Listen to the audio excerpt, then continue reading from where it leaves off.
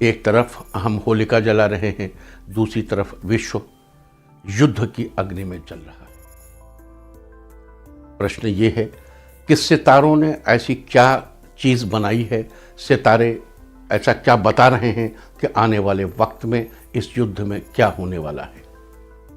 जैसा कि हम लगातार आपसे बताते रहे हैं कि मंगल का गोचर शनि के साथ मकर राशि में, देखो मकर रेखा, कर्क रेखा, ये जो रेखाएं हैं, विषुवत रेखा, इन रेखाओं का बड़ा महत्व है। और जब कोई प्लैनेट जैसे मकर राशि में अब भ्रमण कर रहा है, गोचर कर रहा है, तो उसका प्लैनेट अर्थ के एक सर्टेन हिस्से में खास किस्म का फर्क होता है।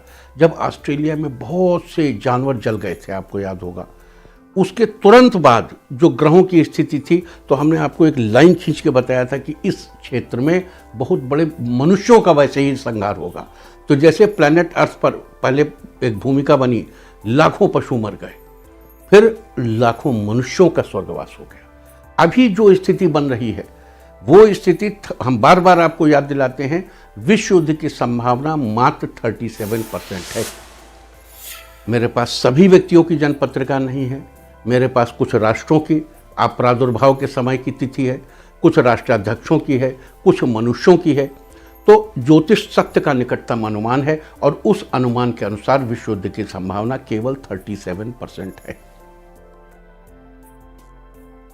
और यह भी याद दिला दूं कि 26 फरवरी को जब मंगल शनि के साथ आया था, उसके पहले ही उसके आने की चाल दिखाई पड़ने लगी थी। और ये 7 अप्रैल की दोपहर बाद मंगल शनि से अलग हो जाएगा, लेकिन फिर मंगल शनि का जो द्वादश योग बनेगा।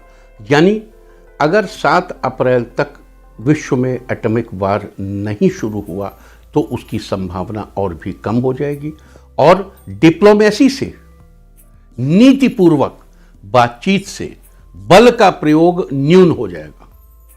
जैसे अभी तो रूस को लगा कि उसकी सीमाएं बहुत खतरे में आ गई हैं, एक एक करके नाटो कंट्रीज ने उसकी तमाम चीज़ों को मतलब ख़राब कर दिया है और नाटो कंट्रीज अब बिल्कुल उसके अंदर तक घुस आना चाहते हैं। तो उसके पास आत्मरक्षा के लिए इस युद्ध को और सीधे अग्नि बरसाने के सिवा कोई रास्ता नहीं था। लेकिन अब स्थिति ऐसी बनेगी 6 तारीख के बाद से, यानी 6 तक तो ये रहेगा ही साथ में, 7 तारीख की दोपहर बाद 3:30 बजे के बाद से ऐसी स्थिति बनेगी कि बातचीत से बात चीजें सुलझ जाएं।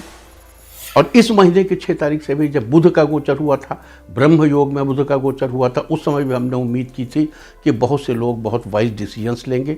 और हम आपको याद दिला दें कि हम बार बार आपसे कहते हैं कि इस सहस्त्राब्दी का 22वां वर्ष, चौथा महीना, 2 और 2 4, चौथा महीना, यानी अमेरिका 4 से डोमिनेटेड है। ये ध्यान रखिए। तो अमेरिका के लिए अप्रैल का महीना बेहद महत्वपूर्ण है। सावधानी हटी और दुर्घटना घटी।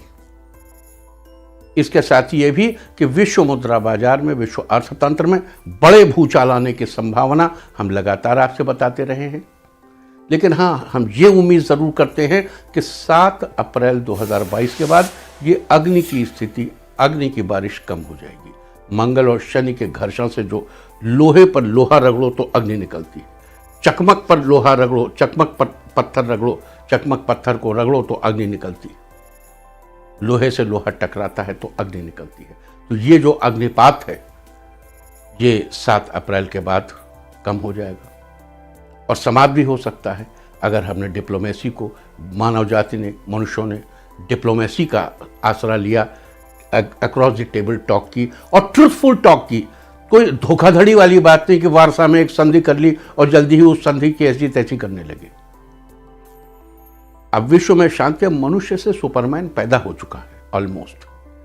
अब दुनिया में कोई किसी को बेवकूफ नहीं बना सकता, कोई किसी को बेवकूफ। कई बार आदमी जानबूझ के बेवकूफ बनने को राजी हो जाता।